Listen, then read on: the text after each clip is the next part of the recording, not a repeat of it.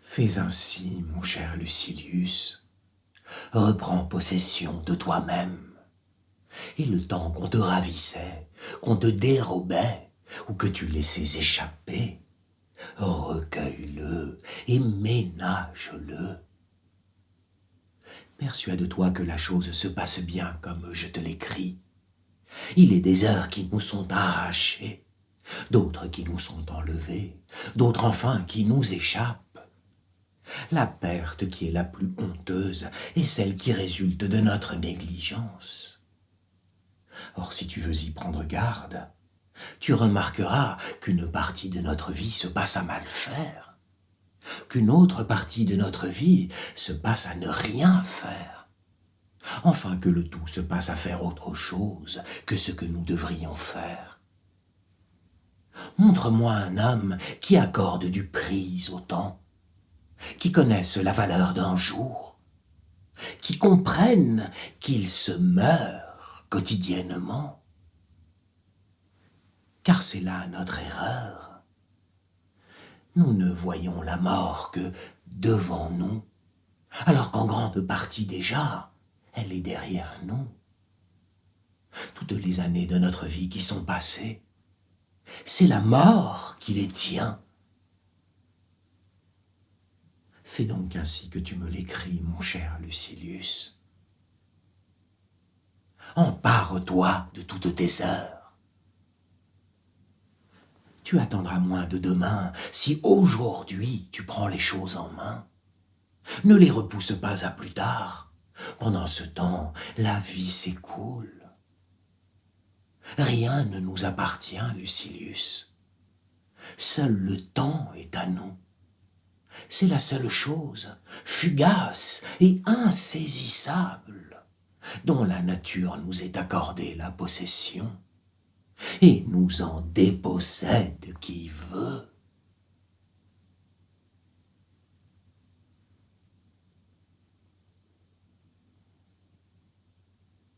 Persévère dans ta voie, et hâte-toi autant que tu peux, afin de jouir plus longtemps d'une âme réformée et ordonnée. Tu te réjouis assurément pendant que tu la réformes et que tu l'ordonnes. Mais tout autre sera la jouissance que tu éprouveras lorsque tu contempleras ton esprit pur de toute tâche et resplendissant. Tu te souviens certainement quelle joie tu ressentis quand, après t'être dépouillé de ton habit d'enfant, tu revêtis la toge virile et fus solennellement conduit au forum.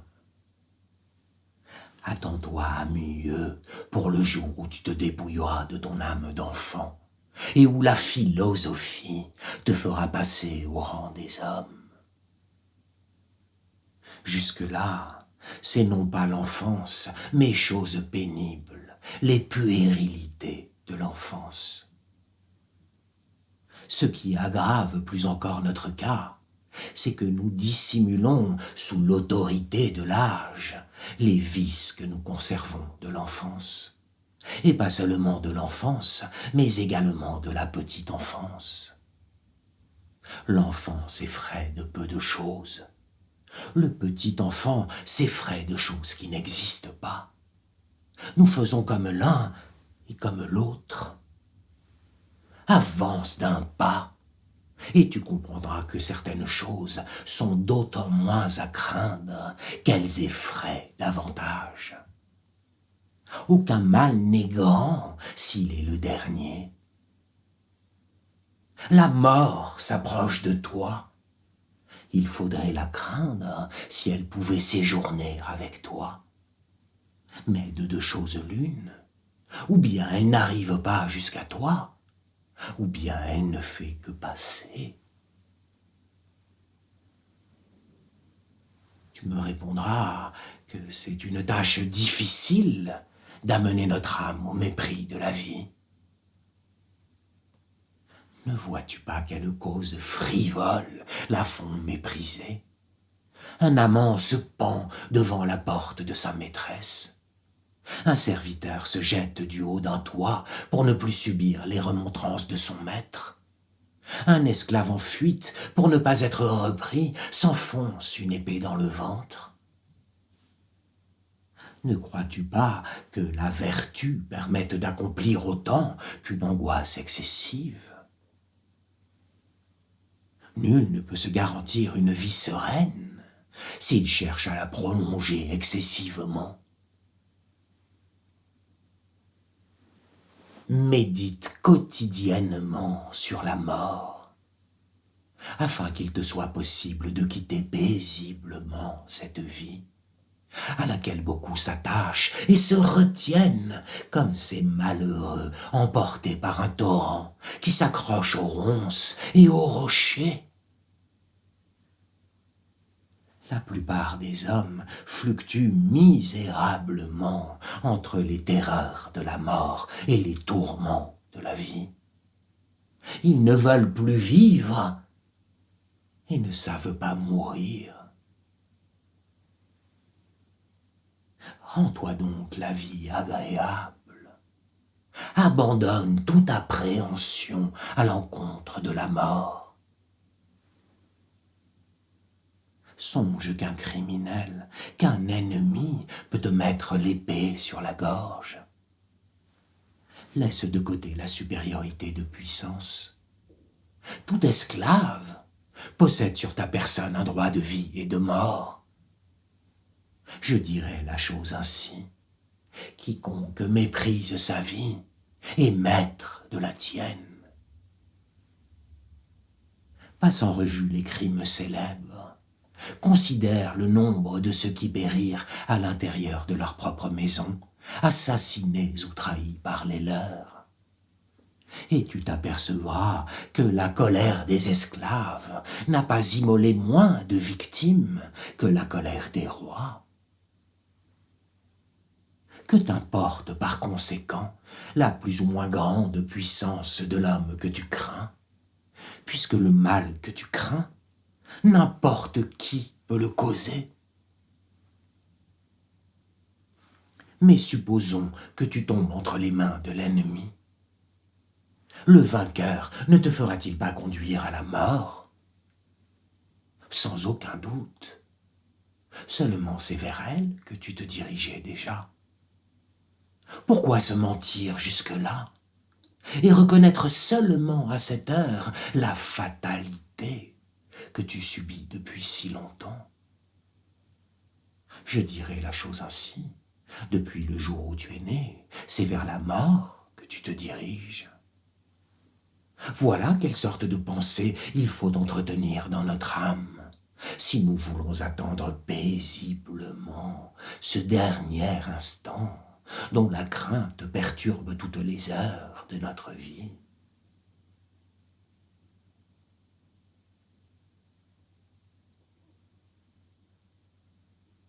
Tu étudies avec ténacité et tu laisses tout le reste de côté pour travailler à te rendre chaque jour meilleur. Je t'en approuve, je m'en réjouis. Et je ne t'encourage pas simplement à persévérer. Je fais plus encore, je te le demande. Écoute cependant mon conseil. N'imite pas les mœurs de ces hommes qui ne désirent pas s'améliorer, mais seulement attirer l'attention. Fais en sorte qu'il n'y ait rien dans ton apparence ou dans ton mode de vie qui sorte de l'ordinaire. Tenue grossière, cheveux en désordre, barbe négligée, aversion pour l'argenterie, simple matelas posé sur le sol et bien d'autres procédés peu naturels qui sont motivés par l'envie de se faire connaître. Évite tout cela. Le simple nom de philosophe, aussi modestement qu'il soit porté, est bien assez impopulaire. Qu'adviendra-t-il si nos habitudes nous détachent de l'ensemble des hommes? Au-dedans, je veux que la dissemblance soit complète. Mais au dehors, il faut que la façade convienne au peuple. Sans cela, nous allons faire fuir et même nous aliéner ce que nous prétendons réformer. Nous serons cause qu'ils ne voudront plus nous imiter en rien, par crainte d'avoir à nous imiter en tout. La première promesse de la philosophie, c'est le sens commun, un sens qui appartienne à toute l'humanité, un sens qui nous rapproche les uns des autres. Lorsque nous proclamons notre dissemblance, nous faisons tout le contraire.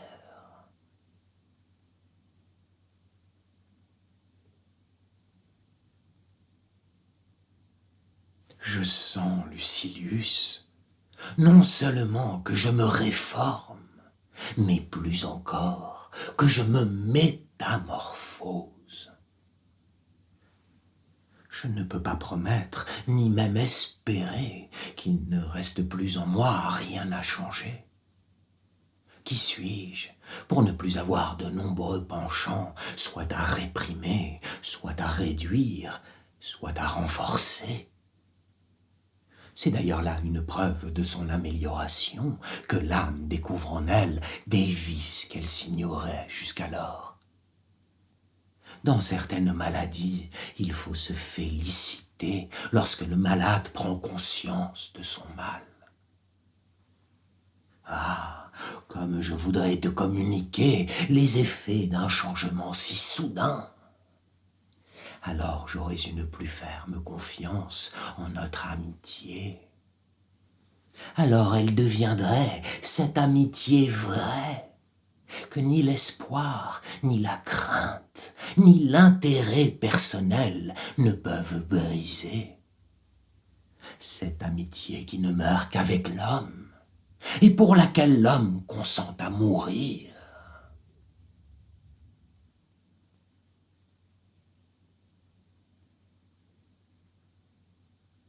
Tu me demandes ce que tu dois principalement éviter? Le tumulte de la foule. Que crois-tu qu'il adviendra de tes mœurs s'ils subissent les assauts de tout un peuple? Fatalement, ou bien tu seras son imitateur, ou bien tu seras son ennemi. Ce sont pourtant deux écueils à éviter. Vouloir ressembler aux mauvais, parce qu'ils forment le plus grand nombre. Devenir l'ennemi du plus grand nombre, parce que les hommes qui le forment ne nous ressemblent pas. Retire-toi en toi-même aussi souvent que tu le peux. Fréquente ceux qui te rendront meilleur. Reçois ce que tu pourras rendre meilleur. Ce sont là des offices mutuels. Les hommes qui enseignent s'instruisent. Prends garde qu'une vaine quête de gloire n'entraîne ton talent à se produire en public, que ce soit pour prononcer un discours ou pour t'adonner à la controverse. Je te laisserai faire si tu disposais de la marchandise adéquate pour le peuple. Mais nul ne te comprendra, hormis peut-être un ou deux, par hasard. Et tu devras encore les former toi-même, et même les éduquer, afin qu'ils te comprennent. Tu te poseras peut-être la question, pour qui donc ai-je tant appris? Ne crains pas d'avoir travaillé pour rien. C'est pour toi que tu as appris.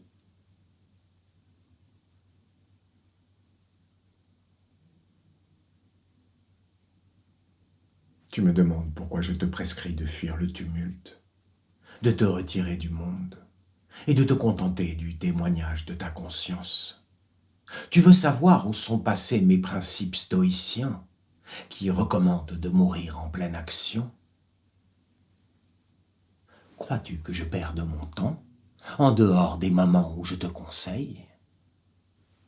La raison pour laquelle je me suis isolé, pour laquelle j'ai fermé ma porte, c'est que je veux pouvoir bénéficier à beaucoup de gens. Aucun de mes jours ne se perd en loisirs creux. Je consacre à l'étude une partie de mes nuits. Je ne me livre pas au sommeil, j'y succombe.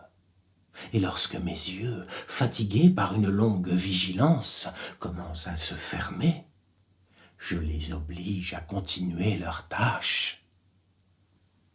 Je ne me suis pas retiré seulement des hommes, mais aussi des choses. Je ne m'occupe plus des affaires publiques, encore moins des miennes. C'est pour la postérité que je m'affaire. C'est pour elle que je rédige des écrits que j'espère bénéfiques. Je couche sur le papier des conseils salutaires qui sont comme d'utiles médicaments dont je révèle la composition après en avoir éprouvé l'efficacité sur mes propres maux. Si la guérison n'a pas été complète, au moins ils ont cessé de s'étendre. Le droit chemin, que j'ai connu tard et seulement après être devenu las d'errer, je l'indique aux autres.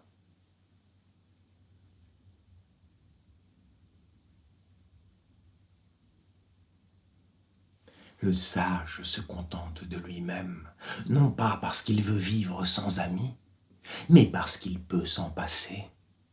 Et quand je dis qu'il peut s'en passer, je veux dire que la perte d'un ami ne trouble pas son âme.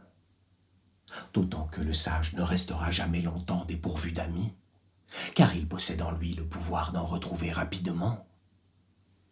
Si Phidias perd une statue, il aura vite fait d'en sculpter une autre. Ainsi le sage, maître en l'art de l'amitié, accordera la place vacante à quelqu'un d'autre. Tu voudras sans doute savoir comment il se fera si rapidement un ami. Écoute ce qu'affirme Hécaton.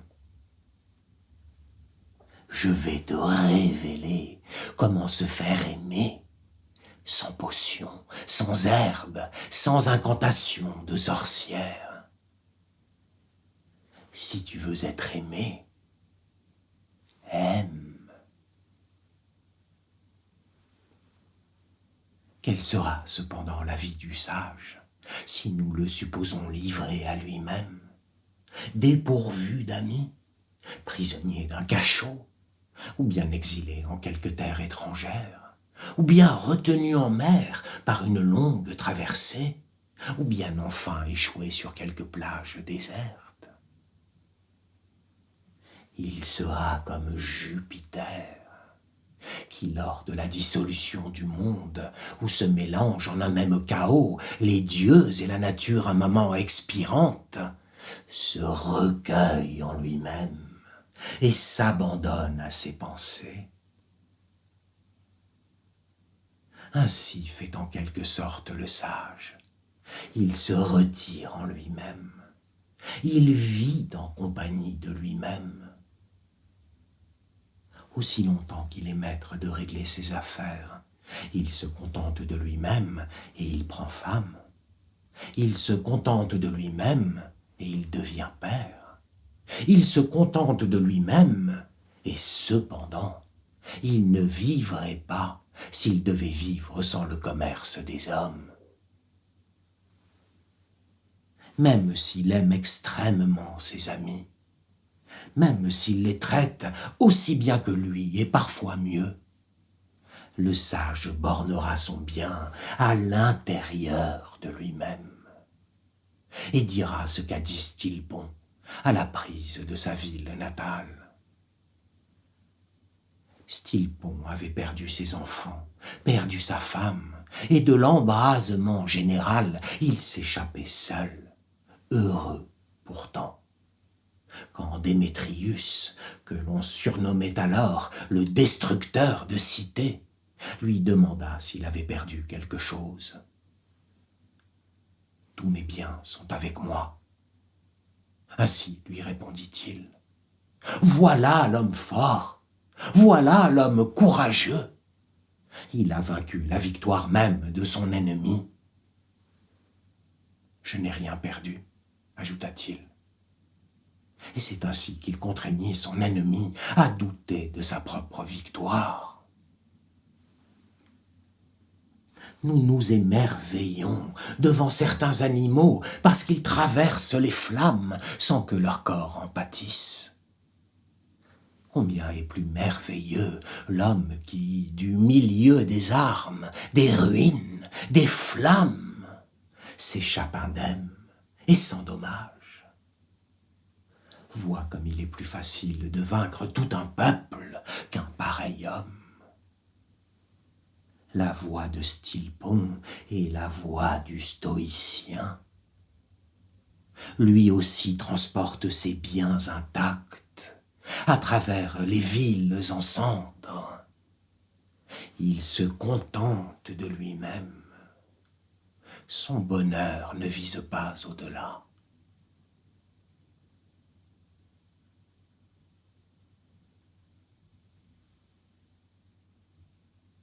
Il y a, Lucilius, plus de choses qui nous font peur que de choses qui nous font mal.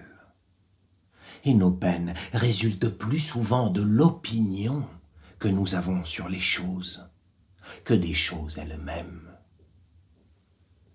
Je ne te parle pas ici dans la langue élevée des stoïciens, mais dans celle plus modérée que nous employons tous les jours. Car nous disons, nous stoïciens, que toutes les choses qui arrachent une plainte ou un gémissement sont superficielles et méprisables. Laissons de côté ces paroles, si hautes et néanmoins si vraies. Ce que je te recommande, c'est de ne pas te rendre malheureux avant le temps, car ces mots dont l'apparente imminence te fait trembler, peut-être n'arriveront jamais, en tout cas ne sont pas encore arrivés. Nos angoisses parfois vont plus loin qu'elles ne devraient, parfois viennent plus tôt qu'elles ne devraient, et souvent naissent d'où elles ne devraient nullement naître. On exagère la douleur, ou bien on l'anticipe, ou bien on l'invente. Le premier de ces points fait l'objet d'une controverse qui reste indécise. N'en parlons pas pour le moment. La douleur que j'appellerais légère, tu la jugerais insupportable. Certains hommes rient sous les coups de fouet, tandis que d'autres se lamentent pour une simple gifle. Nous examinerons plus tard si les choses qui nous font souffrir tirent leur force d'elles-mêmes ou de notre faiblesse. D'ici là, promets-moi, chaque fois que ton entourage prétendra que tu es malheureux, ne te fie pas à ce que tu entendras, mais seulement à ce que tu ressentiras. Examine si tu souffres. C'est toi que tu dois interroger, parce que c'est toi qui te connais le mieux. Pourquoi ces plaintes? Pourquoi cette agitation? On dirait que ces gens craignent de moi quelque contagion, comme si les malheurs pouvaient se transmettre d'une personne à l'autre. Y a-t-il ici quelque mal? Ou la chose est-elle décriée par l'opinion, mais non pas véritablement mauvaise? Interroge-toi. N'est-ce pas sans raison que je me tourmente et que je m'afflige? Il ne s'agit peut-être pas d'un mal. N'est-ce pas moi qui l'invente? Tu me demanderas alors, comment pourrais-je reconnaître si le mal pour lequel je m'angoisse est illusoire ou véritable? Applique ici cette règle. Notre supplice est causé soit par le présent, soit par le futur. Pour ce qui est du présent, il est facile de juger. Si ton corps est libre, s'il est en bonne santé, s'il ne souffre d'aucune blessure, nous verrons ce qu'il en sera pour le futur. Aujourd'hui, tu n'as besoin de rien faire. Oui, mais tout de même, le futur se produira. Examine en premier lieu si des signes certains annoncent l'arrivée d'un mal. car presque toujours ce sont de simples suspicions qui nous travaillent, dupes que nous sommes de la rumeur, qui est capable de mettre en déroute des armées entières, à plus forte raison un combattant isolé. Il en est ainsi, mon cher Lucilius. Nous capitulons trop vite devant l'opinion. Nous n'examinons pas les causes qui suscitent nos maux. Nous ne les décortiquons pas. Au contraire, nous tremblons, nous trépidons et nous décampons. Tout comme ces soldats chassés de leur camp par la poussière d'un troupeau lancé au galop ou frappés de terreur par une simple rumeur sans fondement.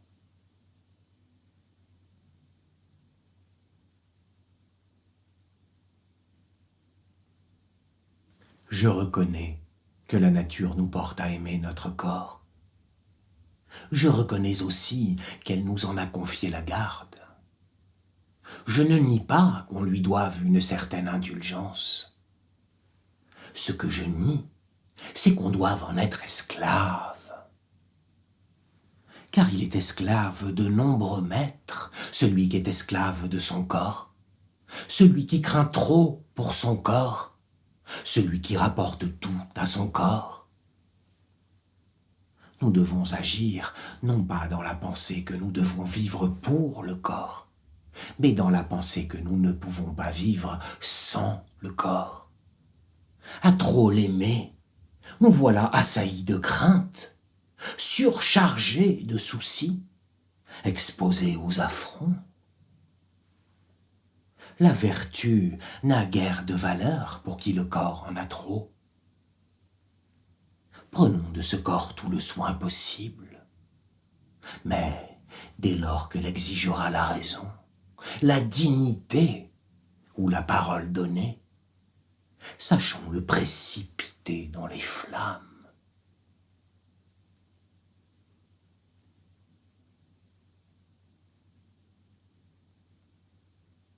C'était pour les anciens un usage auquel je me suis toujours plié, que de commencer une lettre en écrivant « Si tu es en bonne santé, tout va bien ».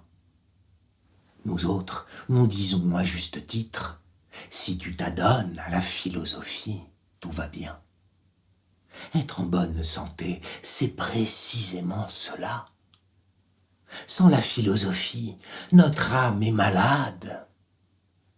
Le corps lui-même, aussi solide qu'il soit, n'a que la vigueur d'une brute, d'un fou furieux. C'est donc avant tout de la santé de ton âme que tu dois prendre soin. La santé de ton corps ne vient qu'en second lieu, et elle te coûtera peu si tu n'aspires qu'à bien te porter. Car c'est une occupation stupide, mon cher Lucilius, et tout à fait inconvenante pour un homme lettré, que de travailler ses bras, d'élargir ses épaules, ou de fortifier sa poitrine.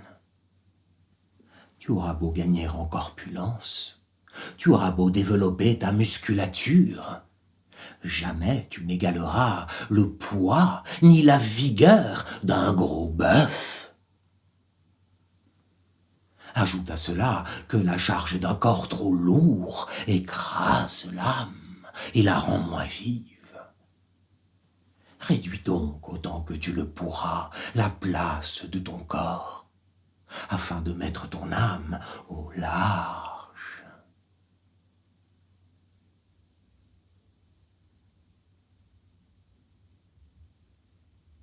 Tu as la conviction, Lucilius, je le sais, que nul ne peut mener une vie heureuse, ni même supportable, sans l'étude de la sagesse, et que la vie heureuse résulte d'une sagesse parfaite, tandis que la vie supportable résulte d'une sagesse encore imparfaite. Mais cette conviction doit être affermie, doit être enracinée plus profondément par une méditation quotidienne.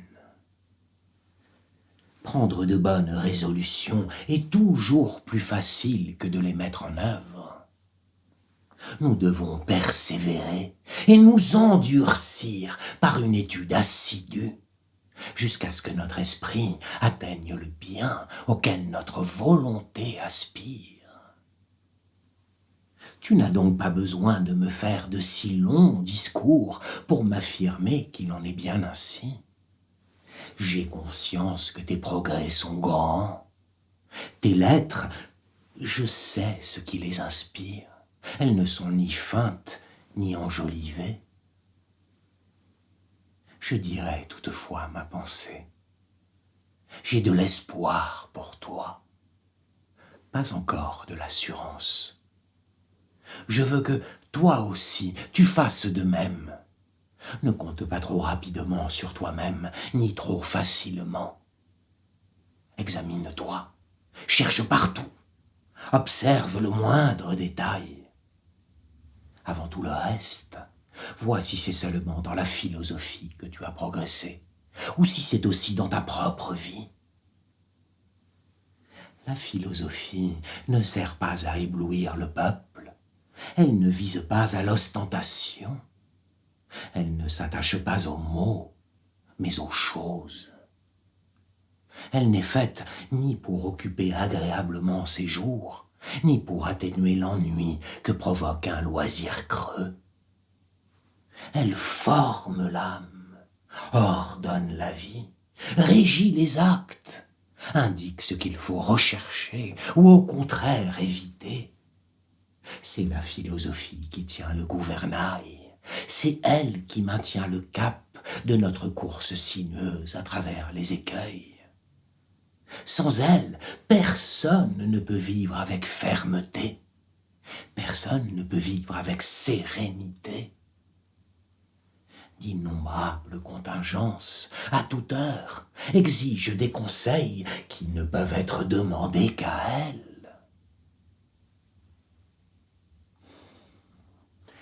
La nature désire peu, l'opinion infiniment. Qu'on amasse pour toi tout ce que de nombreux riches ont possédé, que le sort, t'élevant au-dessus de la mesure des fortunes privées, couvre tes murs d'or, t'habille de pourpre, te procure tant de faste et tant de raffinement que tes sols disparaissent sous les marbres, que tu puisses non seulement posséder, mais fouler en marchant des trésors.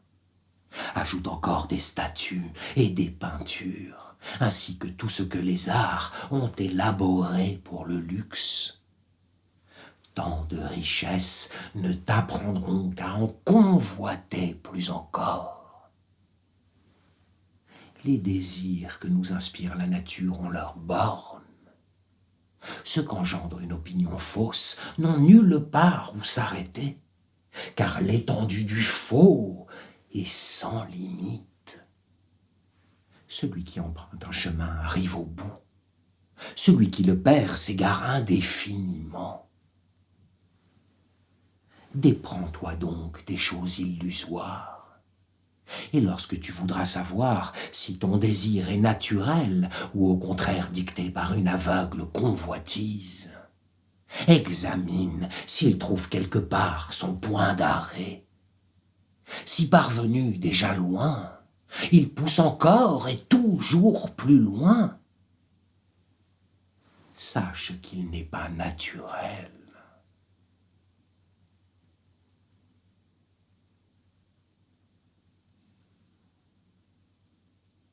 Rejette tout cela si tu veux être sage.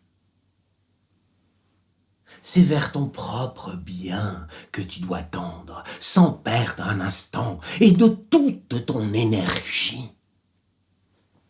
Si quelque attache te retient, dénoue-la, ou tranche-la. Ce qui m'arrête, dis-tu, ce sont mes affaires.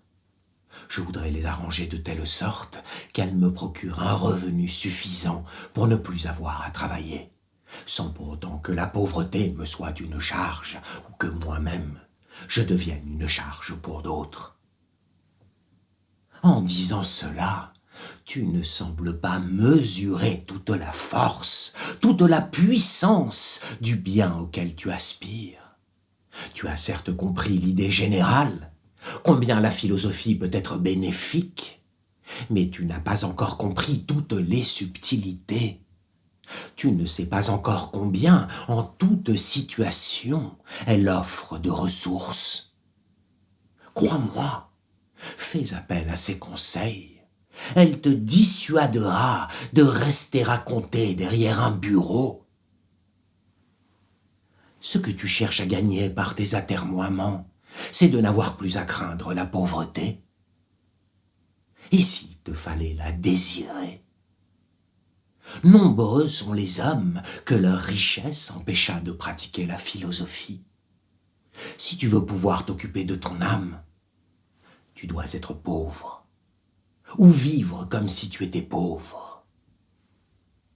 L'étude seule ne peut avoir d'effet salutaire sans sobriété. Or la sobriété est une pauvreté volontaire. Défais-toi donc de toutes ces excuses. Je n'ai pas encore assez d'argent. Si je parviens à gagner telle somme, alors je me donnerai tout entière à la philosophie. Rien ne doit passer avant celle que tu ajournes sans cesse et que tu repousses après tout le reste. C'est par elle que tu dois commencer. Il n'est pas vrai que la pauvreté nous éloigne de la philosophie, ni même l'indigence. Ceux qui ont hâte de parvenir jusqu'à elle devront apprendre à supporter la faim, de même que l'ont supporté des populations assiégées. Quelle autre récompense attendaient-elles pour leur souffrance, hormis de ne pas tomber à la merci du vainqueur? Combien plus grande est la récompense que promet la philosophie? Une liberté totale, aucune crainte, ni d'un homme, ni d'un dieu.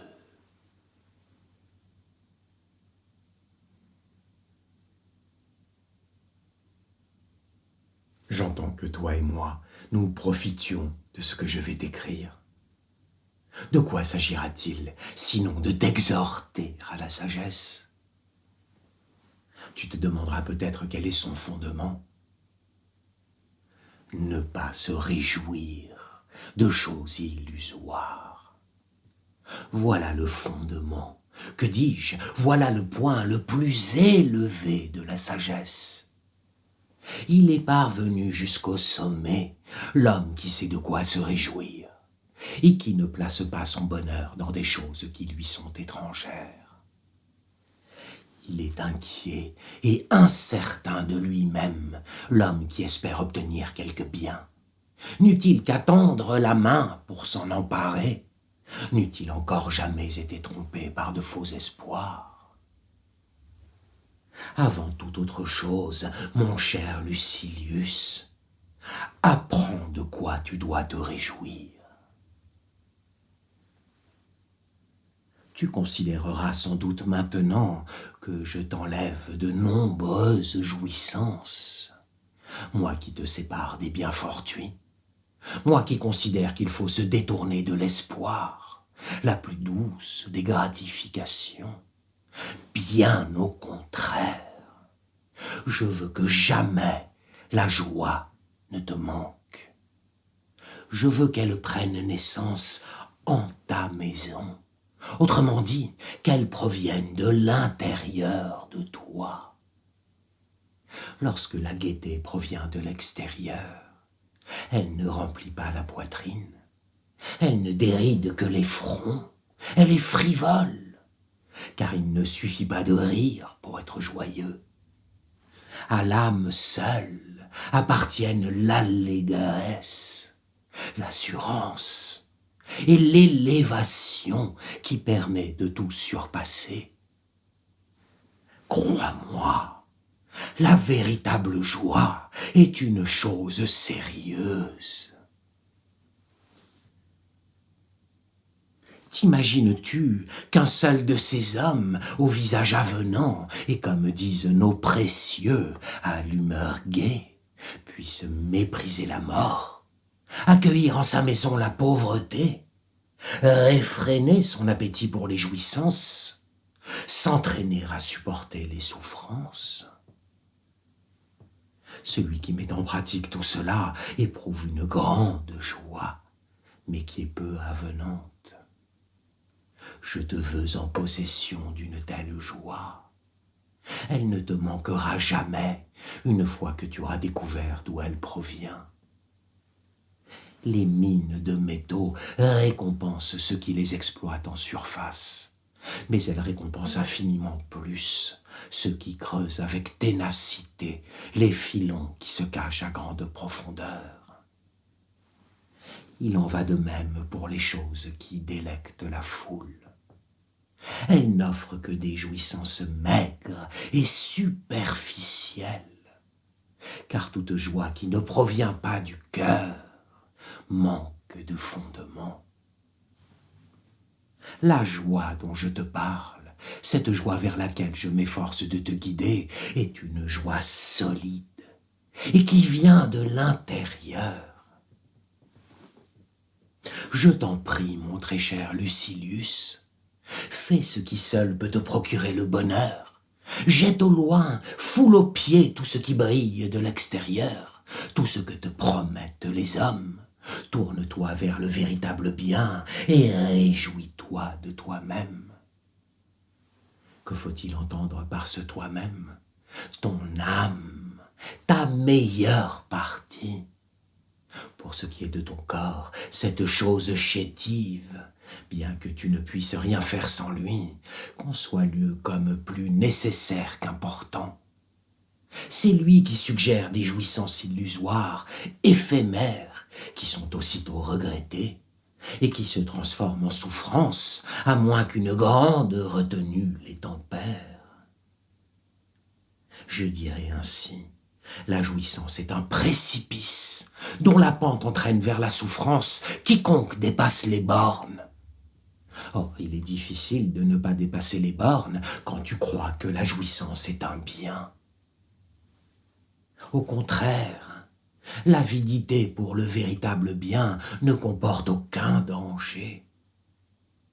Tu te demandes en quoi consiste et d'où provient ce véritable bien? Je vais te le dire.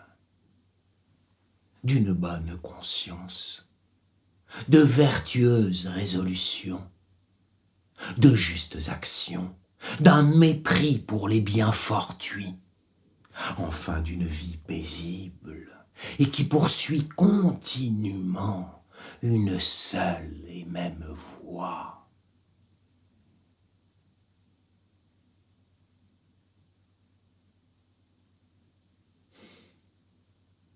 Veux-tu te défaire de toute inquiétude?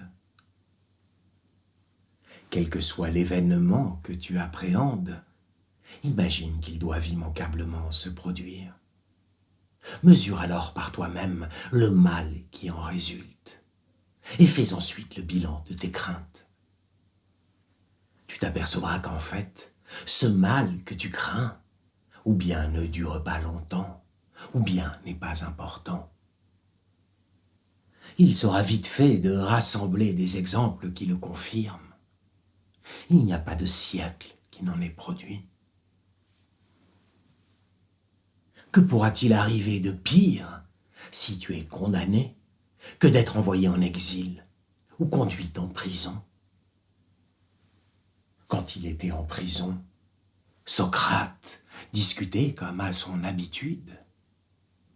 Au lieu de s'enfuir, car on lui permettait de s'échapper, il n'en bougea pas, afin d'enlever aux hommes leurs deux plus lourdes craintes, la mort et la prison. Tu me répondras, c'est le genre de fables qui sont rabâchées dans toutes les écoles. Lorsqu'il sera question du mépris de la mort, tu me raconteras l'histoire de Caton. Et pourquoi ne ferais-je pas le récit de la dernière nuit de ce grand homme, lisant un livre de Platon, un poignard à portée de sa main? Il s'était ménagé ces deux ressources pour les situations extrêmes. L'une lui donnait la volonté de mourir, l'autre la possibilité. Après avoir réglé tout ce qui pouvait l'être dans une situation compromise et désespérée, il regarda comme son devoir de n'abandonner à personne la liberté de tuer Caton ou l'honneur de le sauver. S'emparant de son poignard qu'il avait conservé jusqu'à ce jour pur de tout sang, il s'écria « Tu n'as rien gagné, ô fortune, à contrarier toutes mes entreprises. Ce n'est pas pour ma liberté que j'ai combattu jusqu'à ce jour, mais pour la liberté de ma patrie. Je n'ai pas agi avec tant de détermination pour vivre libre, mais pour vivre libre parmi les hommes libres. Maintenant que les affaires du genre humain sont désespérées, il est temps que Caton s'occupe des siennes. Il frappe et inflige à son corps une blessure mortelle. Une fois la plaie bandée par les médecins, avec moins de sang et moins de force, il conserve autant d'âme que jamais. À présent, ce n'est plus seulement contre César qu'il est en colère, c'est aussi contre lui-même. Il plonge alors ses mains désarmées dans la plaie, et son âme généreuse, contentrice de toute tyrannie, il ne la rend pas, il la rejette.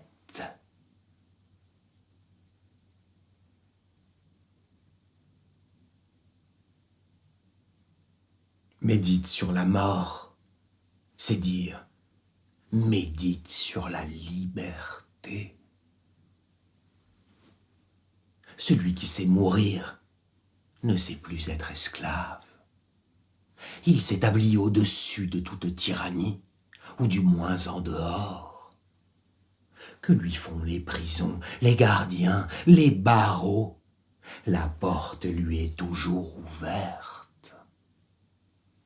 Une seule chaîne nous retient attachés, l'amour de la vie.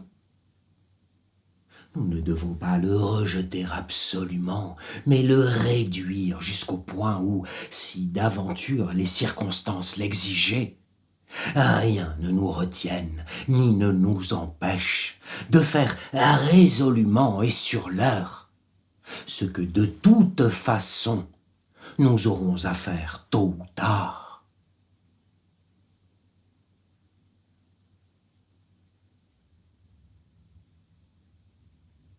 Ces conseils que je te donne, tu me demandes si moi-même je me les suis déjà donnés, si je me suis déjà corrigé, pour avoir ainsi le temps de réformer les autres.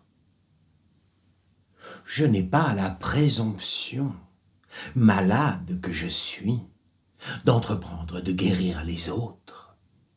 Simplement, couché dans le même hôpital que toi, je m'entretiens avec toi de notre mal commun et te communique les remèdes que j'emploie.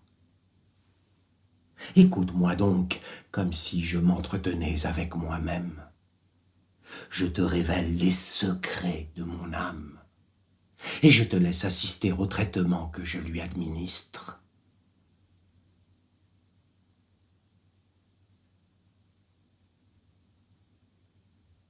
Il est sûr, il est agréable, le chemin que t'a préparé la nature.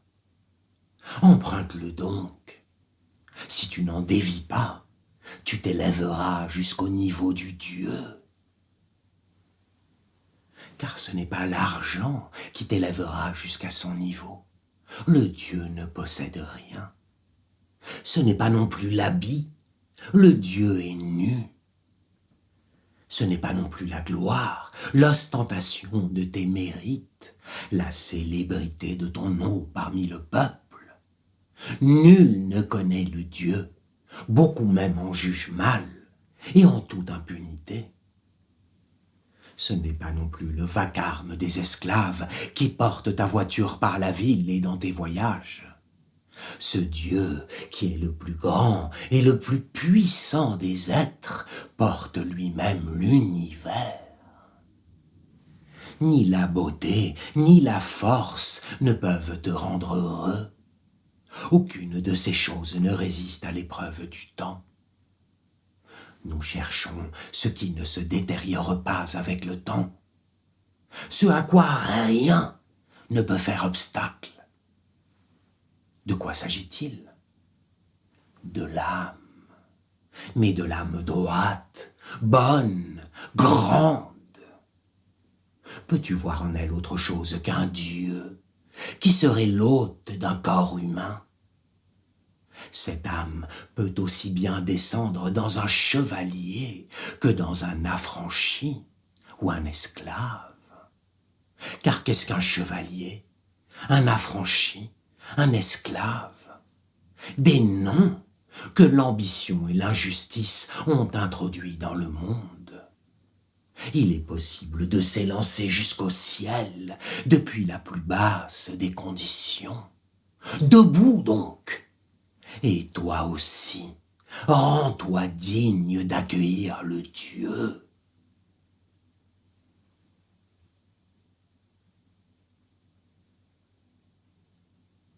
Je revis, je m'anime, et brisant avec la vieillesse, je retrouve de l'énergie chaque fois que, par tes actes et par tes lettres, j'apprends combien, après avoir depuis longtemps dépassé les autres, tu te surpasses encore toi-même. Si le paysan se réjouit quand ses arbres se couvrent de fruits, si le berger prend plaisir à voir son troupeau grossir, s'il n'est personne qui ne considère comme sien les progrès de l'enfant qu'il a élevé, que crois-tu qu'éprouve l'homme qui a fait l'éducation d'un jeune esprit, qui l'a façonné alors qu'il était encore tendre, et qui le découvre soudain devenu adulte? Eh bien moi, je te revendique, tu es mon œuvre. Aussitôt que j'ai reconnu tes dispositions, je t'ai prise en main, je t'ai exhorté, je t'ai aiguillonné. Impatient de toute lenteur, je t'ai poussé toujours plus avant. Aujourd'hui encore, c'est ce que je fais. Mais à présent, j'exhorte un homme lancé en pleine course et qui m'exhorte en retour.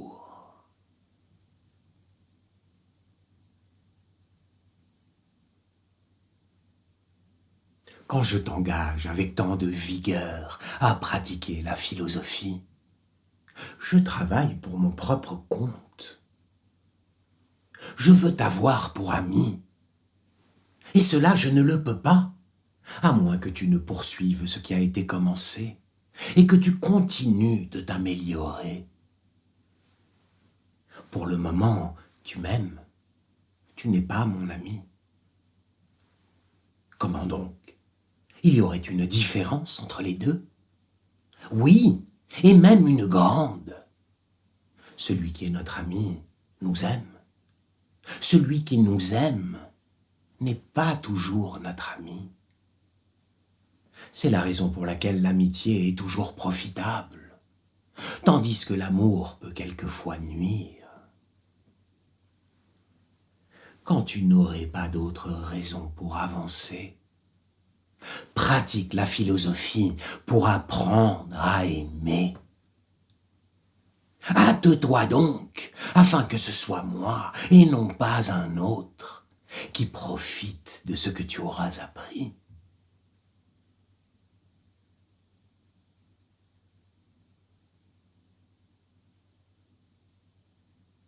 Tu as raison de vouloir que notre commerce de lettres soit fréquent. Rien ne profite comme ces conversations qui s'insinuent petit à petit dans l'âme. Les discours amples et préparés, ces discours qui ont le peuple pour auditoire, possèdent quelque chose de plus retentissant, mais de moins familier. La philosophie, c'est le bon conseil. Un conseil ne se clame pas sur la place publique. Il est parfois utile de recourir aux grands discours pour les appeler ainsi, lorsqu'un homme hésitant a besoin de recevoir une impulsion. Toutefois, lorsqu'il ne s'agit plus de l'engager à s'instruire, mais bien de l'instruire effectivement, il faut prendre, comme nous le faisons entre nous, un ton plus modéré. Ainsi les paroles pénètrent et se retiennent avec facilité, car l'important n'est pas leur abondance, mais leur efficacité. Semons-les comme autant de graines qui, bien que minuscules, déploient toute leur vigueur quand elles rencontrent une terre propice, et depuis leur petit volume atteignent le plus grand des accroissements.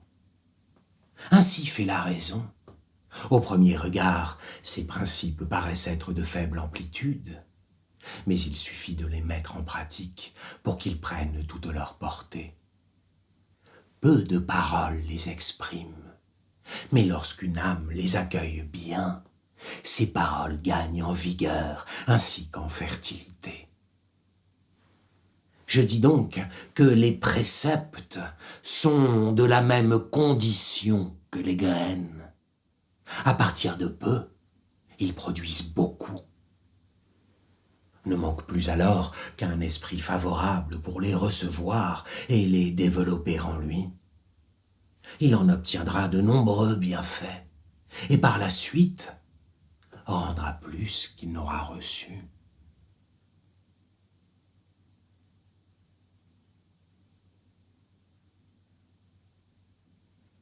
Tu fais une chose excellente, et qui te sera salutaire, si, comme tu me l'écris, tu t'achemines avec persévérance vers cette sagesse qu'il serait stupide d'appeler de ses vœux, quand il est possible de l'obtenir par soi-même. Nous n'avons pas besoin d'élever nos mains vers le ciel, ni de payer le gardien d'un temple pour qu'il nous escorte jusqu'à l'oreille de la statue, comme si de cette manière elle pouvait mieux nous entendre. Il est près de toi, le Dieu. Il est avec toi. Il est en toi. Je te le dis, Lucilius, un esprit divin réside à l'intérieur de nous, observateur de nos vices et gardien de nos vertus. Il nous traite comme nous le traitons. À vrai dire, nul ne peut devenir un homme de bien sans l'avoir avec lui. Qui donc, sans son assistance, aurait le pouvoir de surmonter les aléas de la fortune? C'est lui qui inspire les grandes et généreuses résolutions. En tout homme de bien habite un Dieu. Quel est-il? Aucune certitude, mais c'est un Dieu. Si tu voyais un homme tranquille parmi les périls, indemne de toute passion, heureux dans l'adversité, paisible au milieu des tempêtes, contemplant les hommes de haut, placé au même niveau que les dieux, ne serais-tu pas saisi de vénération à son égard? Ne dirais-tu pas, voilà l'œuvre d'une puissance trop grande et trop élevée pour lui croire quelque ressemblance avec ce corps chétif dans lequel elle réside? Il faut qu'une force divine soit descendue en lui. Cette âme excellente, maîtresse d'elle-même, pour qui tout ce qui est temporaire est négligeable, cette âme qui se rit de ce que les autres craignent ou souhaitent, ne peut être conduite que par une puissance céleste. Il est impossible qu'une telle chose advienne sans le soutien d'un Dieu. C'est de lui que vient la meilleure partie de cette âme. C'est de lui qu'elle descend.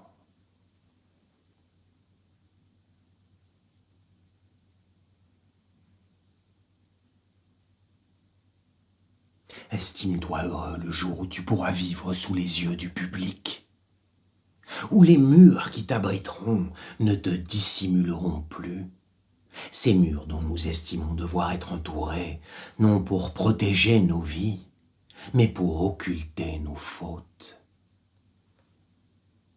Je dirai une chose qui va te permettre de juger de nos mœurs. Tu ne trouveras personne capable de vivre en gardant la porte ouverte. C'est notre conscience qui s'y oppose par fierté. C'est elle qui fait office de gardienne. Nous vivons de telle manière que c'est nous prendre en faute que de nous apercevoir à l'improviste. Pourquoi s'enfermer? Pourquoi éviter les yeux et les oreilles? Une bonne conscience prend la foule à témoin. Une mauvaise conscience emporte jusque dans la solitude son angoisse et son agitation. Si les choses que tu fais sont honnêtes, que tous les connaissent, si elles sont honteuses, qu'importe que personne ne les connaisse, puisque toi, tu les connais. Oh, que tu seras misérable si tu méprises un pareil témoin.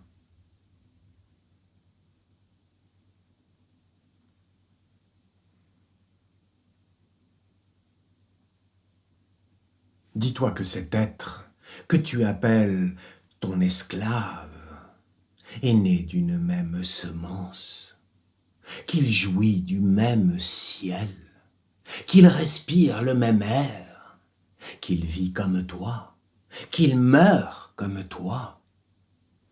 Tu peux le voir comme un homme libre, de même que lui peut te voir comme un esclave. Rien ne serait plus stupide que de juger un homme selon son habit ou selon sa condition, laquelle n'est qu'une autre sorte d'habit. C'est un esclave, mais c'est peut-être une âme libre. C'est un esclave. Est-ce une raison de lui faire du mal? Montre-moi qu'il ne l'est pas. L'un est esclave de sa lubricité, l'autre de son avarice, l'autre encore de son ambition. Et tous sont esclaves de leurs espoirs, tous sont esclaves de leurs craintes. Je te ferai voir des consuls esclaves d'une petite vieille. Je te ferai voir des riches esclaves d'une jeune servante. Je te ferai voir des jeunes gens de la meilleure noblesse, esclaves d'un pauvre danseur. Aucune servitude n'est plus honteuse qu'une servitude volontaire.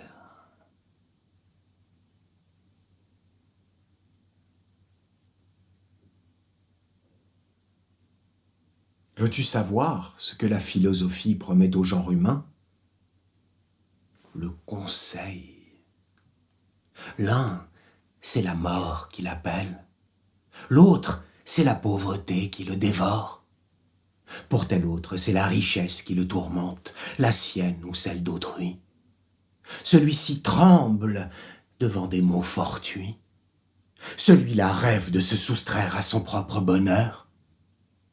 Tel subit un mal du fait des hommes, tel autre du fait des dieux.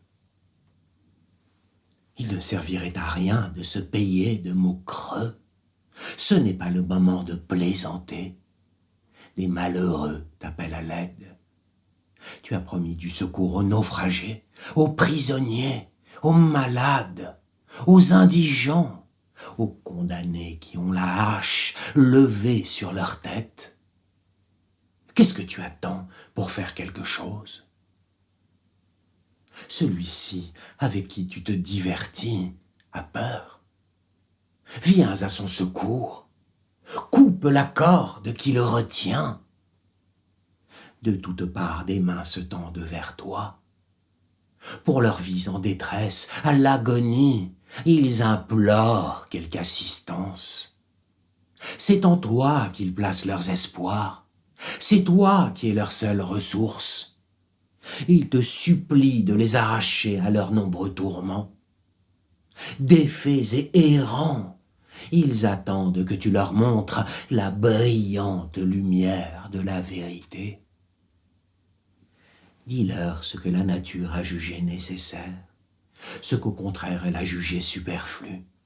Combien sont douces les lois qu'elle a instaurées, combien la vie est plaisante et facile pour ceux qui les respectent, combien elle est amère et compliquée pour ceux qui prêtent plus de crédit à l'opinion qu'à la nature.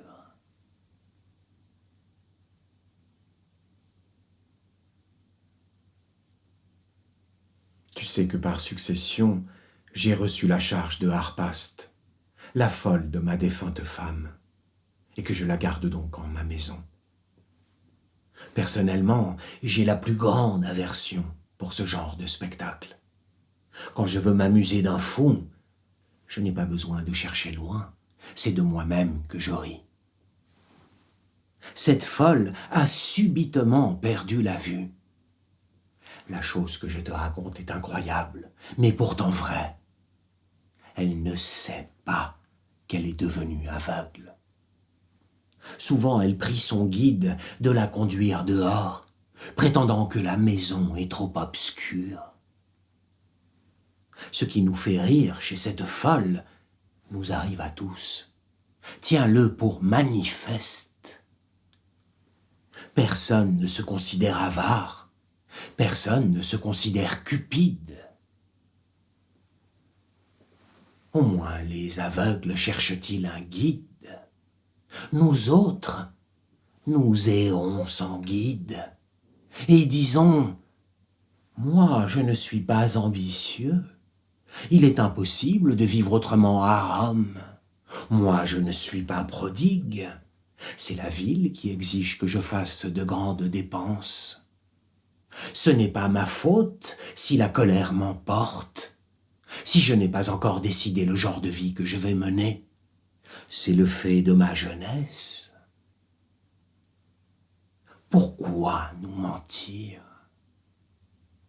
Notre mal ne vient pas de l'extérieur. Il est à l'intérieur de nous. C'est dans nos entrailles qu'il a son siège. Et la raison pour laquelle nous peinons à recouvrer la santé, c'est que nous ignorons que nous sommes malades. Supposons que nous commencions la cure. Quand réussirons-nous à briser les forces de maladies si nombreuses et si virulentes? La vérité, c'est que pour l'instant, nous n'appelons même pas un médecin, qui aurait pourtant moins à faire, tant que le vice ne s'est pas encore incrusté. Des âmes tendres et neuves suivraient correctement ces indications. Il n'est pas difficile de se réconcilier avec la nature, à moins de l'avoir trahie. Nous rougissons d'apprendre la sagesse, mais par les dieux, s'il était honteux de chercher un maître qui l'enseigne, il n'y aurait plus qu'à désespérer, car la sagesse ne nous tombera pas du ciel. Il y a du travail à fournir. Mais pour dire la vérité, ce n'est pas un travail bien grand, si seulement, comme je l'ai dit, nous commençons à former notre âme, à la redresser, avant qu'elle ne soit endurcie par la dépravation. Quand bien même elle serait endurcie, je n'en désespérerai pas. Il n'est rien dont ne puisse triompher un effort persistant et un soin soutenu. Le bois le plus dur, aussi tordu qu'il soit, peut être redressé. Sous l'effet du feu, les poutres courbes deviennent droites et perdent leur forme d'origine pour se plier à nos besoins. Combien plus aisément l'âme reçoit-elle une forme, cette âme qui est plus flexible que n'importe quelle matière et plus fluide que n'importe quelle humeur. Qu'est-ce que l'âme, si ce n'est un esprit, un souffle de quelque sorte? Or, tu vois que le souffle l'emporte en légèreté sur toute autre chose, parce qu'il l'emporte en ténuité.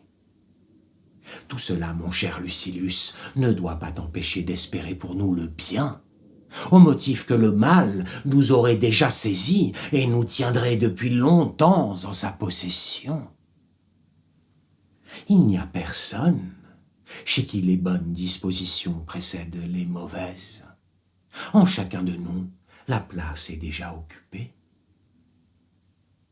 Apprendre les vertus, c'est désapprendre les vices.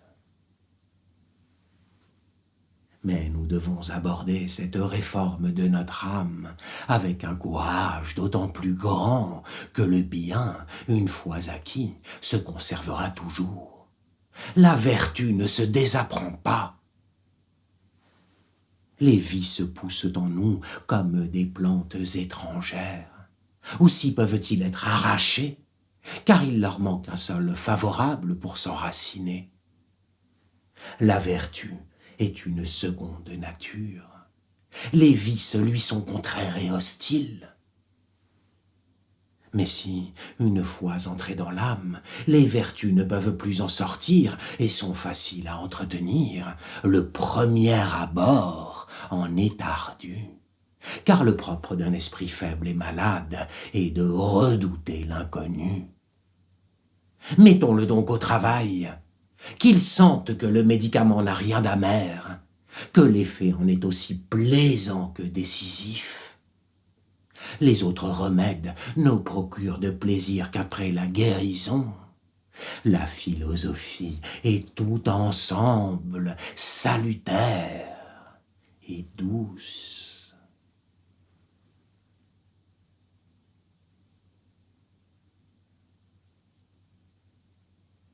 Endurcissons notre âme et maintenons-la éloignée des flatteries de la jouissance. Il a suffi d'un hiver pour amollir Hannibal. Et l'homme que n'avaient dompté ni les neiges ni les Alpes se laissa alanguir par les bains chauds et autres délices de la campagne. Vainqueur par les armes, il fut vaincu par les vices. Nous aussi, nous sommes des soldats. En tout cas, nous partageons leurs conditions. Aucune trêve, aucune relâche, jamais ne nous est accordée. Le premier ennemi qu'il faut surmonter, ce sont les jouissances, qui, comme tu le vois, ont attiré dans leur piège les esprits les plus farouches. Celui qui entreprendra de relever ce défi en mesurant toute l'étendue de sa tâche saura qu'il ne doit rien accorder au plaisir, ni à la mollesse. Si nous agissions comme Hannibal, interrompant la marche des opérations et ne songeant plus à la guerre que nous menons pour consacrer tous nos soins à la détente de nos corps, qui ne blâmerait, et avec raison, une paresse intempestive, dangereuse pour qui est vainqueur, plus dangereuse encore pour qui cherche à l'être. Ne laissons pas notre âme s'amollir. Si je cède à la jouissance, il faut que je cède à la souffrance, il faut que je cède à la fatigue, il faut que je cède à la pauvreté. L'ambition, la colère réclameront sur moi les mêmes droits. Je serai tiraillé, déchiré entre toutes ces passions. La liberté, voilà l'enjeu, voilà le prix qui doit récompenser mon labeur. Tu veux savoir ce qu'est la liberté? C'est n'être l'esclave de rien, d'aucune nécessité, d'aucune contingence. C'est traiter avec la fortune comme avec un égal, car le jour où j'aurai compris que je peux plus qu'elle, elle ne pourra plus rien contre moi. Pourquoi subir ces coups quand j'ai la mort à mon service?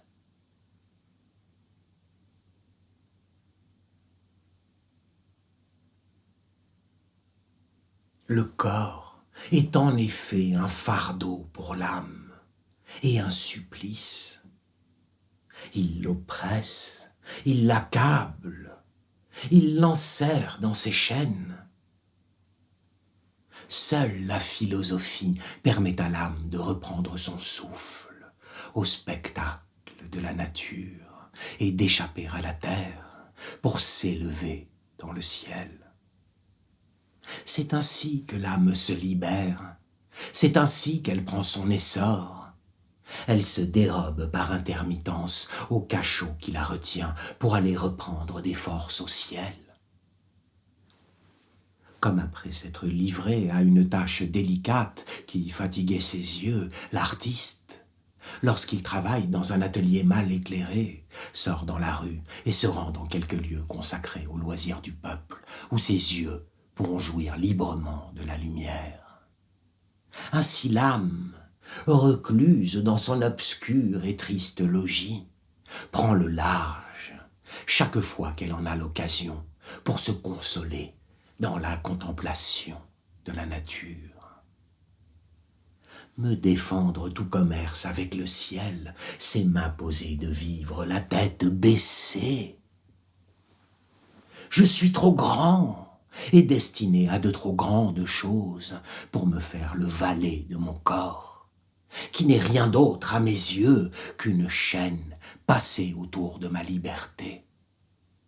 Je le pose donc au cou de la fortune afin qu'il les arrête. Je ne leur permets pas de passer au travers et moins encore de m'infliger une quelconque blessure. La seule chose en moi qui peut subir un dommage, c'est le corps. Dans cette demeure assiégée par la fortune habite une âme libre. Jamais cette chair ne m'imposera la moindre crainte. Jamais cette chair ne m'imposera la moindre dissimulation, attitude indigne d'un homme de bien. Jamais cette chair ne m'imposera de mentir pour la défense de ce corps chétif. Quand bon me semblera, je romprai avec cet associé. Maintenant même, alors que nous sommes encore liés l'un à l'autre, nous ne sommes pas pour autant associés à part égale. Le moment venu, l'âme s'arrogera tous les droits. Mépriser son corps, c'est s'assurer la liberté.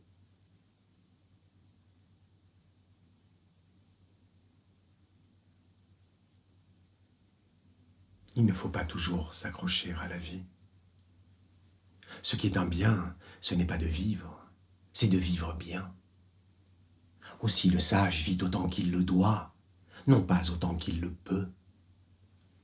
Il décidera où il doit vivre, avec qui, comment, dans quel rôle. Toujours il considère quelle sera sa vie, jamais ce qu'elle durera. S'il est assailli par de nombreuses calamités qui ruinent sa tranquillité, il se retire de la place. Il n'attend pas d'en être réduit à la dernière extrémité. Aussitôt que la fortune se retourne contre lui, il examine posément la situation et se demande si le temps n'est pas venu de disparaître. Il tient pour indifférent de se donner la mort ou de la recevoir, de mourir plus tôt ou plus tard, car il n'en attend pas un grand dommage. Une goutte d'eau qui tombe du toit ne peut pas être une grande perte. Mourir plus tôt ou plus tard n'est pas important. Bien ou mal mourir, voilà ce qui est important. Or bien mourir, c'est se soustraire au danger de mal vivre. Aussi j'estime comme on ne peut plus efféminer la parole de ce Rhodien qui, enfermé dans une cage sur l'ordre d'un tyran et nourri comme un vulgaire animal, répondit à quelqu'un qui lui conseillait de se laisser mourir de faim. Tous les espoirs sont permis à l'homme qui demeure en vie. Quand cela serait vrai, la vie ne doit pas s'acheter à n'importe quel prix. L'avantage le plus grand et le mieux assuré, je ne voudrais pas l'obtenir par une honteuse confession de ma lâcheté. Pourquoi penserais-je que la fortune peut tout pour celui qui vit encore, alors que je peux penser qu'elle ne peut rien, contre celui qui sait mourir. Tu trouveras jusqu'à des professeurs de sagesse qui refusent à l'homme le droit d'attenter à sa propre vie et qui considèrent que c'est une impiété de se faire le meurtrier de soi-même. À les écouter, il faudrait attendre pour sortir de la vie que la nature le décrète.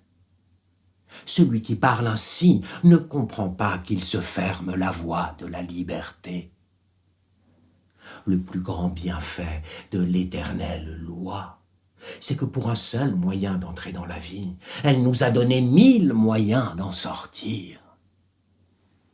Attendrai-je les cruautés de la maladie ou des hommes quand, par ce chemin, je peux m'extirper des tourments et balayer les obstacles? Le principal motif pour lequel nous ne pouvons pas nous plaindre de la vie, c'est qu'elle ne retient personne. Tout est bien ordonné dans les affaires humaines, dès lors que nul ne reste malheureux que de sa propre faute. Il te plaît de vivre, vis. Il ne te plaît pas de vivre. Tu es libre de retourner d'où tu es venu.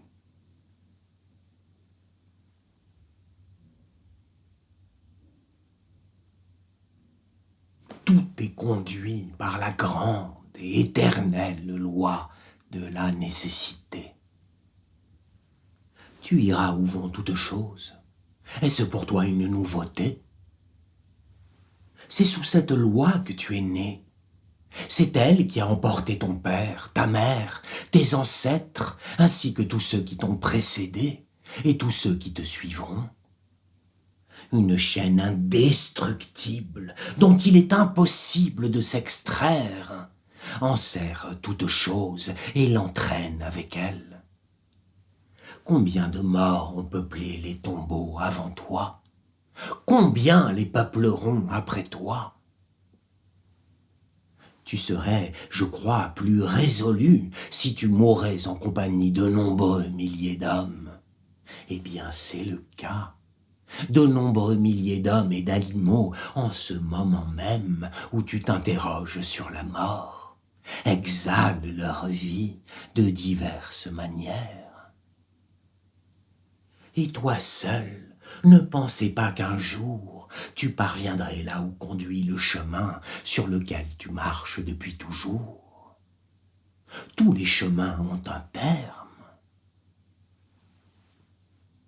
Attends-tu maintenant que je te donne des exemples pris à la vie des grands hommes? C'est l'enfance qui me les fournira. On nous a transmis le souvenir de ce Spartiate, encore impubère, qui, pendant qu'on le faisait prisonnier, hurlait dans son dialecte dorien « Je ne serai pas esclave !» Et ses actes le prouvèrent bientôt. À la première tâche servile et dégradante qui lui fut assignée, on lui commandait d'apporter un pot de chambre. Il se jeta la tête contre un mur et se brisa le crâne. La liberté est si proche, et dire que certains demeurent esclaves. Ne préférerais-tu pas voir ton propre fils périr de cette façon plutôt qu'attendre lâchement la vieillesse? Qu'est-ce donc que cela? Pourquoi tant d'angoisse quand une mort courageuse peut être le fait d'un enfant? Tu auras beau lui résister, le cours des choses t'emportera malgré toi. Reprends donc possession du droit qui est le tien. N'auras-tu pas l'ardeur de cet enfant? Ne diras-tu pas comme lui « Je ne suis pas un esclave ». Malheureux, tu es esclave des hommes, tu es esclave des choses, tu es esclave de la vie. Car la vie est une servitude pour qui n'a pas le courage de mourir.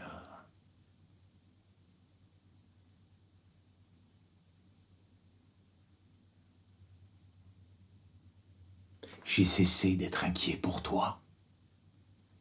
Ne me demande pas quelle divinité s'est portée garante de ta personne. Il est clair que c'est celle qui ne trompe jamais, ton âme, qui aime la droiture et la vertu.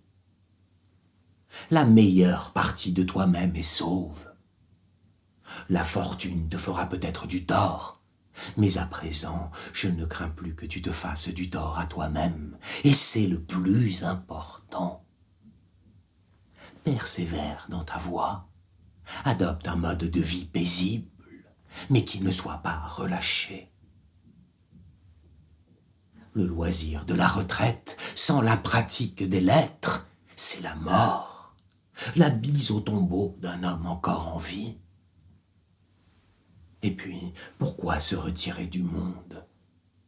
Comme si les causes de nos inquiétudes ne nous poursuivaient pas au-delà des mers.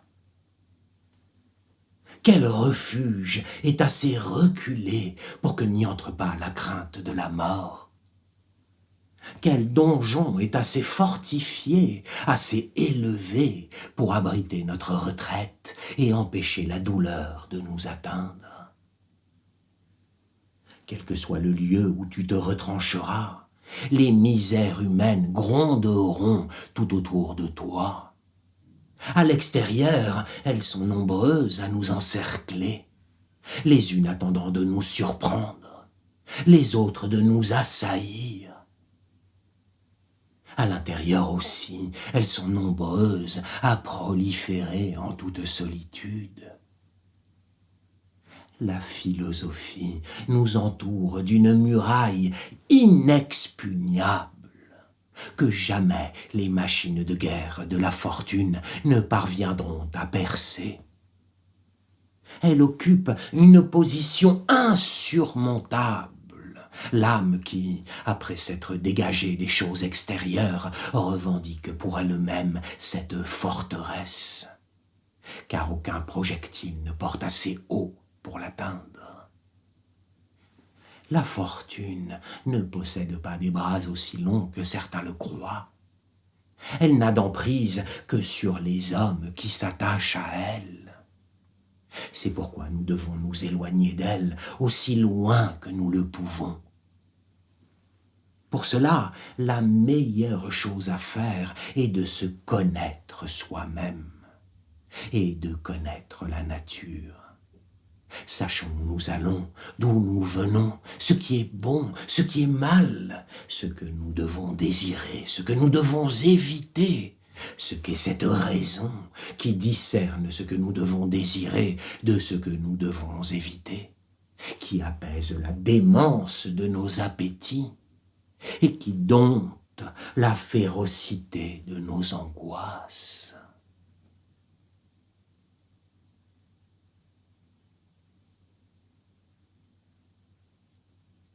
Mais tout de même, si la hache se dresse au-dessus de la tête de l'homme courageux, si l'on perfore l'une après l'autre telle et telle partie de son corps, s'il aperçoit ses propres entrailles répandues sur ses genoux, si l'on revient à la charge par intervalles afin de rendre ses tourments plus sensibles, si après avoir épongé ses blessures, l'on fait sortir à nouveau le sang de ses entrailles, est-il hors de crainte?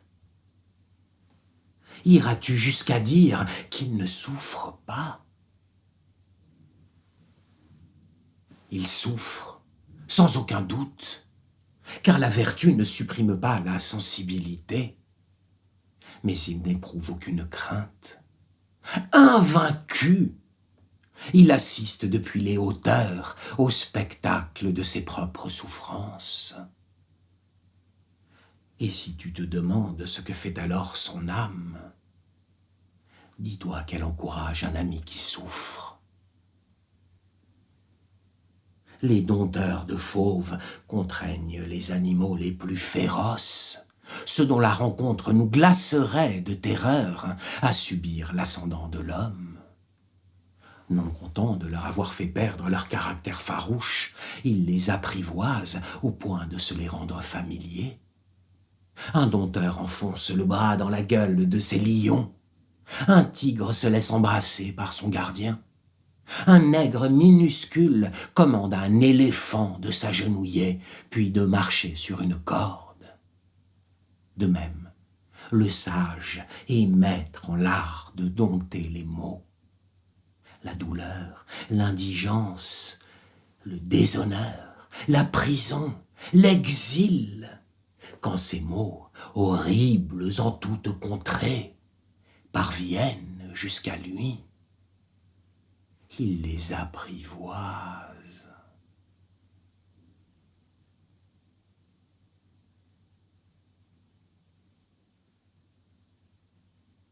Pour te le formuler brièvement, l'âme du sage doit être telle que l'âme d'un Dieu. Ce n'est jamais par démesure que l'on veut remonter au lieu d'où l'on est descendu. Comment ne pas reconnaître quelque chose de divin chez un être qui est une partie du Dieu? Ce tout qui nous contient est un, c'est le Dieu. Nous en sommes les associés, nous en sommes les membres. Notre âme est capable de parvenir jusqu'à lui dès lors que ses vices ne l'alourdissent pas. De même que notre corps a l'habitude de se tenir debout et de regarder vers le ciel, de même notre âme, qui peut s'étendre aussi loin qu'elle le souhaite, a été formée par la nature de telle sorte qu'elle veut atteindre au niveau des dieux. Pour autant qu'elle recourt à ses propres forces et qu'elle occupe tout l'espace qui est le sien, il ne lui est pas étranger le chemin par où elle se dirige jusqu'au sommet. Aller au ciel était une immense entreprise, mais elle ne fait qu'y retourner. Elle est née pour ce chemin-là.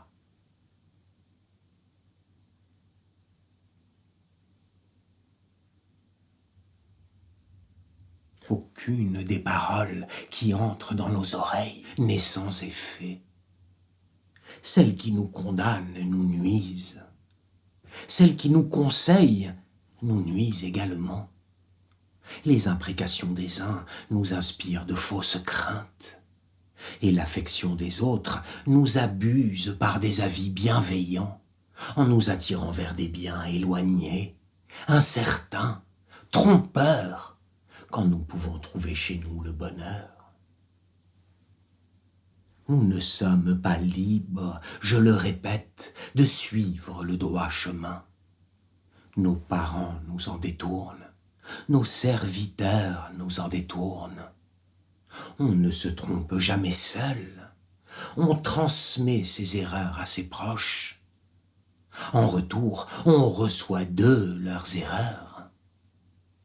C'est pour cette raison qu'un individu possède les vices du peuple, parce que le peuple les lui donne. Ramenons la vertu dans la place d'où elle a été chassée, qu'elle en extirpe les mensonges ainsi que tout ce qui plaît sous de fausses apparences, qu'elle nous sépare du peuple, auquel nous accordons trop de crédit, et nous rende à de saines opinions. Car la sagesse est de revenir à la nature et de rentrer en possession du bien dont l'erreur publique nous avait dépossédés. C'est un grand pas vers la raison que d'avoir quitté les prêcheurs de folie et de s'être enfui loin de cette foule où les hommes se nuisent les uns aux autres.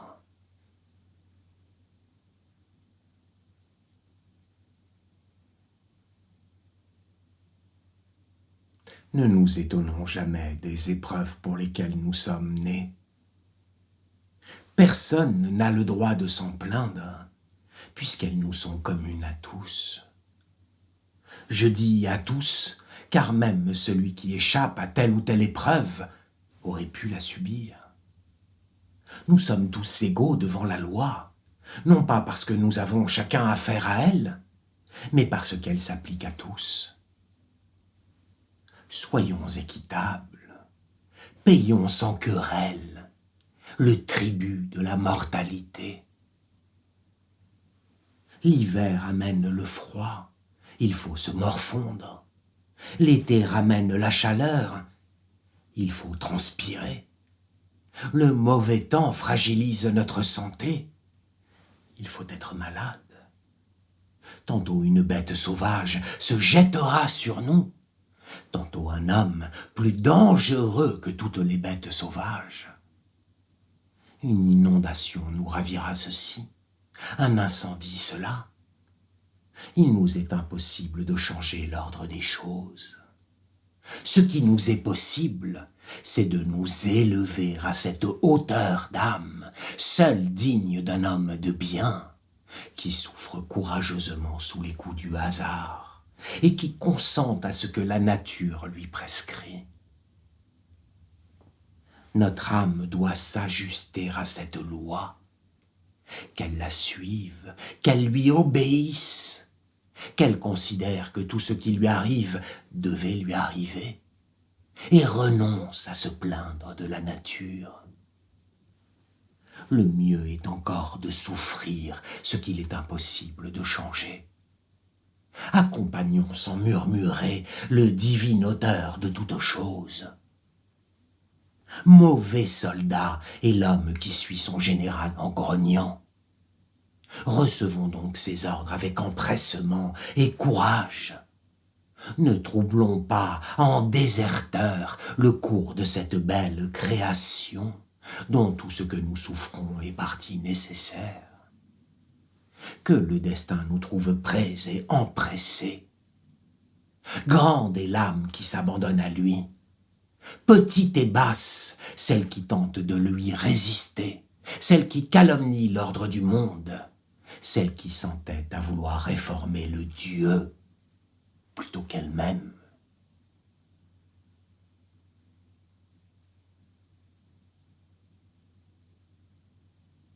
Ne porte pas trop d'attention aux mots et aux phrases, mon cher Lucilius. J'ai de plus grandes choses pour t'occuper. Concentre-toi sur le fond et non sur la forme. Ce que tu écris, tu ne dois pas seulement le penser, mais aussi le ressentir, afin de te l'approprier et d'y apposer ta marque. Chaque fois que tu verras un style minutieusement travaillé, sache que l'âme de son auteur est pareillement occupée de mesquinerie. Une grande âme s'exprime d'une façon simple et directe. Il y a dans ses propos plus d'assurance que d'apprêt. Vois nos jeunes précieux qui portent leur barbe et leur chevelure bien taillée. On dirait des jouets à peine sortis de leur boîte. N'espère de rien de fort, rien de solide. Le style est la physionomie de l'âme.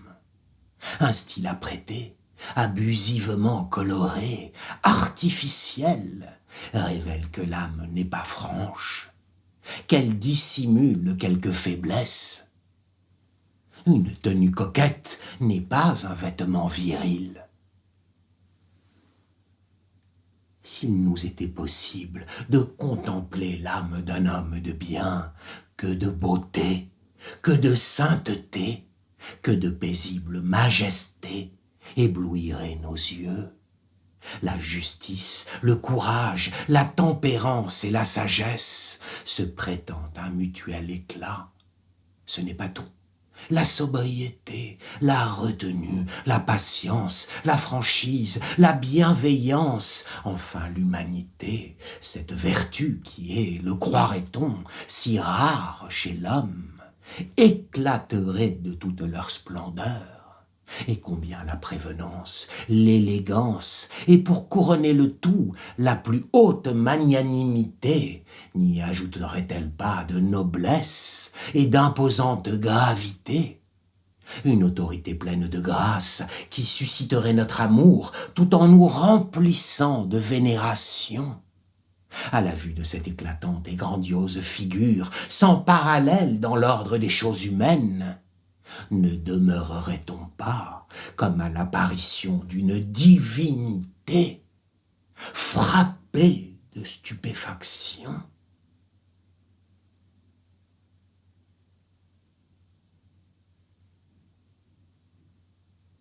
Je ne peux mieux te servir qu'en te montrant quel est ton bien, qu'en te séparant de la bête, qu'en te plaçant avec le Dieu. Je te pose la question, pourquoi si bien nourrir et cultiver les forces de ton corps? La nature en a concédé de plus grandes aux animaux, tant sauvages que domestiques. Pourquoi cultiver si soigneusement ton apparence? Tu pourras faire tout ce que tu veux. Nombre d'animaux te surpasseront en élégance. Et pourquoi cette chevelure si artistement coiffée?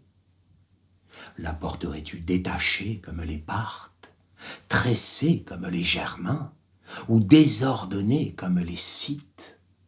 La crinière du cheval sera toujours plus généreusement fournie, et la crinière du lion plus magnifiquement hérissée. Tu pourras t'entraîner autant que tu veux à la course. Jamais tu n'égaleras la vélocité d'un jeune lièvre. Renonce donc à devenir le plus fort en ces terrains où tu es nécessairement vaincu. Toutes ces choses auxquelles tu aspires te sont étrangères. Reviens au bien qui t'est propre. Quel est ce bien?